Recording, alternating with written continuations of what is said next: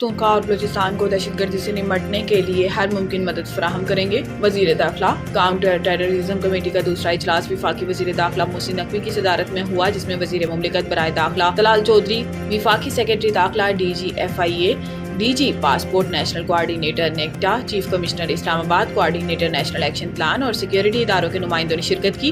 علاوہ ازیں وزیر قانون پنجاب ملک صہیب احمد، مشیر اطلاعات خیبر پختونخوا بیرسٹر محمد علی سیف، وزیر داخلہ سندھ ضیاء الحسن لنجار، وزیر داخلہ آزاد کشمیر اور وزیر داخلہ گلگت بلتستان کی اجلاس میں موجود تھے۔ تمام صوبوں بشمول آزاد کشمیر اور گلگت بلتستان کے سیکرٹریز داخلہ اور IGs نے زوم کے ذریعے اجلاس میں شرکت کی۔ اجلاس میں اظہار خیال کرتے ہوئے وزیر داخلہ محسن نقوی نے کہا کہ دہشت گردی سے نمٹنے کے لیے وزیر اعظم، آرمی چیف اور تمام اسٹیک ہولڈرز ایک صفحے پر ہیں۔ صوبوں کی مشاورت کے بغیر کوئی فیصلہ نہیں کیا جائے گا۔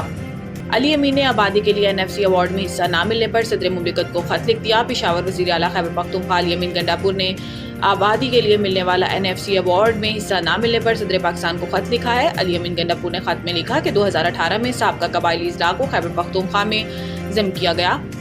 اضلاع کے انضمام سے صوبے کی آبادی میں 57 لاکھ افراد کا اضافہ ہوا، لیکن ابھی تک اس آبادی کے لیے NFC ایوارڈ میں حصہ نہیں مل رہا۔ انہوں نے مزید لکھا کہ سابق فاٹا کا شیئر وفاقی حکومت کو مل رہا ہے، جو غیر آئینی ہے۔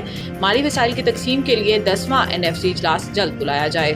کوئٹہ سے عید اسپیشل ٹرین سخت سیکیورٹی میں پشاور کے لیے روانہ۔ عید الفطر کی مناسبت سے پاکستان ریلوے کی جانب سے چلائی گئی عید اسپیشل ٹرین کوئٹہ سے روانہ ہو گئی۔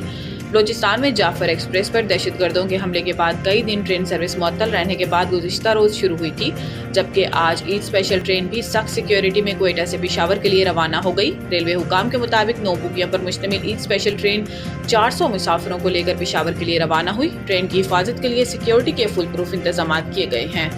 میانمار اور تھائی لینڈ میں زلزلے سے ہلاکتوں کی تعداد 1000 سے متجاوز، سینکڑوں تاحال لاپتہ۔